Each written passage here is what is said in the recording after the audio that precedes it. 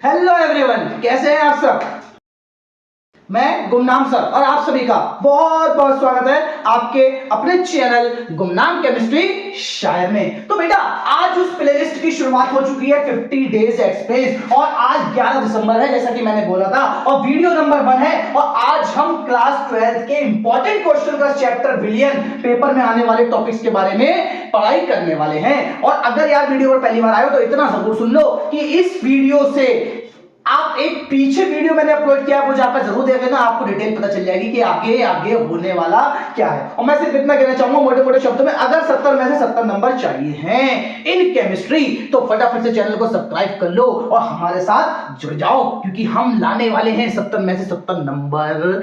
हर question अपना paper में आएगा। तो चलिए मिलते हैं आपसे वीडियो के उस ओर।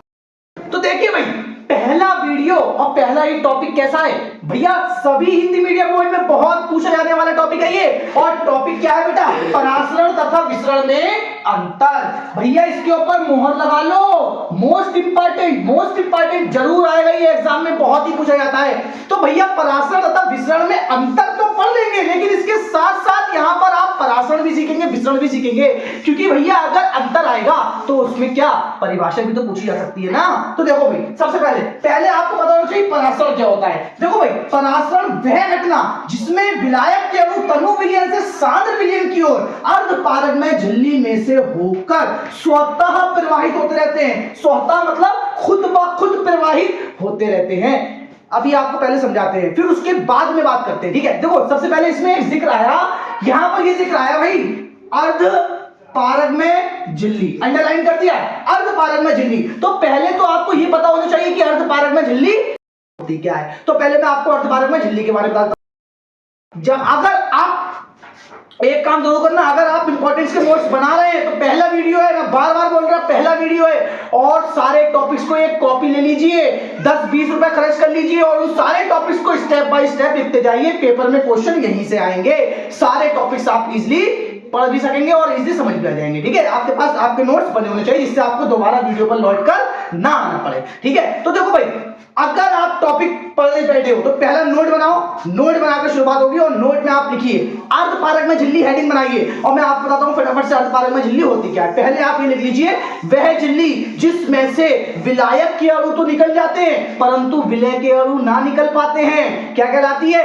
अर्धपारग में झिल्ली कहलाती है, ठीक है भाई। फॉर एग्जाम्पल जैसे उसके एग्जाम्पल तौर पे आप क्या जा सकते हैं, अंडे की झिल्ली, प्याज की झिल्ली। आपने अंडा देखा है, अंडे को जब छीलते हैं तो अंडे के छिलके के बाद में एक लेयर आती है, तो वो जो लेयर होती है वो लेयर ही क्या होती है, अर्धपारग में झिल्ली होती है। उस झिल्ली का वर्क क्या होता है भाई, हम सब जानते हैं विलियन चैप्टर पढ़ रहे हैं और अगर आप नहीं जानते विलियन चैप्टर के बारे में तो याद रखना विलियन दो चीजों से मिलकर बनता है, विलय प्लस विलायक, ठीक है, विलय प्लस विलायक। तो जो अंडे की झिल्ली होती है उस झिल्ली को अगर आप रखें और आप उसमें विलियन डालें, यानी कि ऐसा विलियन जिसमें विलय और विलायक दोनों मौजूद हो, तो क्या होगा, उसमें से विलायक के अणु तो निकल जाएंगे लेकिन विलय के अणु नहीं निकल पाएंगे, तो वो झिल्ली कहलाती है अर्धपारग में, ठीक है। जितना लिखवाया है उतना लिख कर आएंगे और आपने बात समझ ली। अब तो क्या होता है, परासरण वह घटना जिसमें विलायक के अणु तनु विलयन से सांद्र विलयन की ओर अर्धपारग में झिल्ली में से होकर स्वतः प्रवाहित होते रहते हैं, परासरण कहलाती है। फॉर एग्जांपल इधर देखो भाई, एक तरफ हमारे पास है तनु विलयन और एक तरफ हमारे पास है सांद्र विलयन, ठीक है। एक तरफ तनु है एक तरफ सांद्र है, ठीक है। इसको अंडरलाइन कर दिया, आप यहां पे समझिएगा इस चीज को, एक तरफ तनु विलयन है एक तरफ सांद्र विलयन है। अब मैंने यहां पे ये लगा दी अर्धपारग में झिल्ली, अर्धपारग में झिल्ली जिसे एसपीएम बोलते हैं, सेमी परमेबल मेम्ब्रेन, ठीक है। तो इस एसपीएम तो इसे शॉर्ट में बोल दिया जाता है एसपीएम। भाई हमने ये एसपीएम लगा दी, अब ये जो एसपीएम लगाई, अब इसमें तो तनु विलयन है ना, तो यहां विलायक भी होगा और यहां विलय भी होगा, दोनों सपोज इसकी तरफ गति कर रहे हैं, तो विलायक के अणु तो पार कर जाएंगे लेकिन विलय के पार नहीं कर पाएंगे। यही घटना क्या कहलाती है, ये घटना कहलाती है परासरण, ठीक है। इसका ये हो गई परासरण की बात। अब आती है बात विसरण की। विसरण क्या होता है? वह घटना जिसमें विलायक के अणु तनु विलयन से सांद्र विलयन की ओर तथा विलय के अणु सांद्र से तनु विलयन की ओर गति करते रहते हैं, विसरण कहलाती है। इसमें विलायक भी गति कर रहा और विलय भी गति कर रहा। सपोज दो विलयन है, एक विलयन गाढ़ा है एक पतला है, तो पतले वाले विलयन से जो है वो विलायक के अणु गाढ़े वाले की ओर जाएंगे, लेकिन गाढ़े वाले से जो है वो विलय के अणु पतले वाले की ओर आएंगे। क्या कहलाती है? परासरण कहलाती है। अगर परासरण के बारे में पूछता है आप इतनी बात लिख दीजिएगा, ठीक है। अब बारी आती है इन दोनों के अंतर की, परासरण तथा विसरण में अंतर। तो भैया जो इनकी डेफिनेशन होती है वो ही इन दोनों का पहला अंतर होती है, ठीक है। इतना समझ गए आप? अब इतना होने के बाद में दूसरा पॉइंट, अभी ऊपर बताया इसमें केवल विलायक के अणु गति करते हैं, तो भैया लिख देना दूसरा पॉइंट, इसमें केवल विलायक के अणु गति करते हैं, लिख दे दूसरा पॉइंट। अब इधर लिख देना इसमें विलय तथा विलायक दोनों के अणु गति करते हैं। हो गया नहीं? हो गया दूसरा पॉइंट, क्योंकि भाई डेफिनेशन में आया विलय तथा विलायक दोनों के अणु गति कर रहे थे। तीसरा पॉइंट ये मत लिखना, इसे आप बनाना चौथा पॉइंट बनाना इसे, ठीक है। इसे चौथा पॉइंट बनाना। तीसरा पॉइंट मैं बोलता हूं आप कॉपी में लिखो। तीसरा पॉइंट क्या लिखना है? तीसरा पॉइंट आपको लिखना है कि इसमें अर्धपारगम्य झिल्ली की आवश्यकता होती है, और इधर लिख लेना भैया इसमें अर्धपारगम्य झिल्ली की आवश्यकता होती है। और आप लास्ट पॉइंट चौथा क्या बना लीजिए भाई, किशमिश को जल में डालने पर वह फूल जाती है। परासरण का एग्जाम्पल, ठीक है, परासरण का एग्जाम्पल है। और इसका एग्जाम्पल क्या होता है? विसरण का। इत्र की शीशी को खुला छोड़ने पर इसकी गंध पूरे कमरे में फैल जाती है, ठीक है। अब अगर आप चाहते हैं तो आपका 1 मिनट और खर्च होगा, मैं आपको इन दोनों एग्जाम्पल के बारे में भी समझा देता हूं, जिससे आप यार जीरो हैं तो हीरो बनकर जाएं, खाली रट्टा मारे क्या करना। तो देखो किशमिश को, जैसे किशमिश सबने देखी होगी, सूखा हुआ अंगूर होता है, सूखा हुआ अंगूर, तो जब हम उसको जल में डालते हैं तो क्या होता है, हम अगर उसको थोड़ी देर के लिए रखकर छोड़ देते हैं तो वो मोटा हो जाता है, अंदर से फूल जाता है। फूल क्यों फूल जाता है? उसमें पानी घुस जाता है। पानी क्यों घुसा? जो किशमिश सूखी हुई है, किशमिश के अंदर भी तो विलयन होता है ना, तो किशमिश के अंदर जो विलयन होता है वो होता है गाढ़ा। अब उसमें पानी घुसा, अब जब पानी घुसा तो भैया अंदर का विलयन गाढ़ा, बाहर का पानी कैसा है? पतला, क्योंकि अंदर के किशमिश के पानी की तुलना में बाहर का जल जो है वो हल्का होता है, और जो किशमिश की लेयर है वो है अर्धपारगम्य झिल्ली। अब परासरण की क्रिया शुरू हो गई। जैसे ही सांद्र विलयन तनु विलयन टकराए, बीच में अर्धपारगम्य झिल्ली आए, परासरण की क्रिया शुरू हो जाए। और परासरण की क्रिया जब शुरू होती है तो विलायक के अणु तनु विलयन से सांद्र की ओर जाने लगे, और सांद्र अंदर था तो सारा पानी अंदर घुसने लगा और किशमिश फूल गई। इत्र की शीशी का सीन है, देखो इत्र की शीशी का सीन ये होता है, इत्र की शीशी में जब आप कमरे में खुला छोड़ते हैं तो क्या होता है, पूरे रूम में उसकी स्मेल फूल जाती है, लेकिन कभी भी उसके अंदर का जो पानी है ना, लिक्विड, वो कम नहीं होता। वो क्यों नहीं कम होता? क्योंकि भैया वो वहां पर विलायक है सांद्र विलयन में, और बाहर का जो वायुमंडल है उसमें गैसें हैं, तो ये तनु विलयन है अंदर वाले विलयन की तुलना में।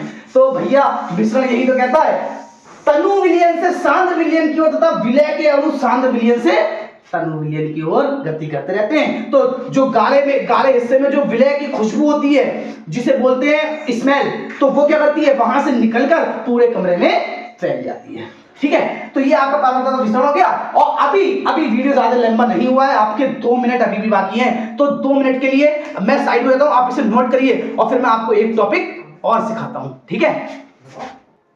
ले लिया बेटा स्क्रीनशॉट? तो चलिए आप जब तक के नोट करिए, मैं अभी आपको एक टॉपिक और सिखाता हूं। देखिए बेटा, आप 10 मिनट की वीडियो के लिए आपके ये बम्पर बोनस है, बोनस टॉपिक है ये, और गारंटीड आएगा, ये भी आएगा, इसका रिलेशन भी आएगा। इसका रिलेशन इस वीडियो में नहीं हो सकता, वो अगले वीडियो में सीखेंगे। वो वीडियो बहुत धमाकेदार होने वाला है, वहां से आपका 4 नंबर का क्वेश्चन गारंटीड फंसने वाला है। और उसके साथ में ये टॉपिक भी जरूर आएगा कि परासरण दाब किसे कहते हैं, परासरण दाब विलय के मूल द्रव्यमान में संबंध स्थापित कीजिए। संबंध अगले वीडियो में सिखा देंगे।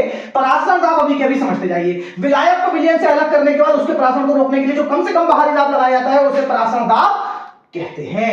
देखो भाई, परासरण तो भाई पहले तो परासरण हो चाहिए। देखो हमने एक ये विलयन बर्तन लिया, बर्तन में लगा दिया अर्धपारगम्य झिल्ली, एक और रखा तनु विलयन, एक और रखा सांद्र विलयन। जैसे ही तनु और सांद्र विलयन अर्धपारगम्य झिल्ली के संपर्क में आएंगे तो भाई परासरण की क्रिया स्टार्ट हो जाएगी। अभी पीछे आपको पता है परासरण में क्या हुआ, विलायक के अणु तो इधर जाने लगेंगे, लेकिन विलय के अणु नहीं जा पाएंगे, तो विलायक तनु से सांद्र की ओर जाने लगेगा। तो जब ये परासरण स्टार्ट हो गया, अब इसके परासरण को रोकने के लिए यहां पर हमने एक पिस्टन लगा रखा है, तो परासरण को रोकने के लिए कम से कम पिस्टन की सहायता से लगाएंगे दाब, और जो दाब लगेगा, जिस दाब पे ये परासरण की क्रिया जहां है वहीं की वहीं रुक जाए, तो दाब कहलाएगा परासरण दाब। अब परासरण दाब के साथ में एक और टॉपिक फंसता है आपका, प्रतिलोम परासरण। प्रतिलोम परासरण भैया ये भी यही समझ लो। प्रतिलोम परासरण क्या होता है, लिख लेना प्रतिलोम परासरण क्या होता है।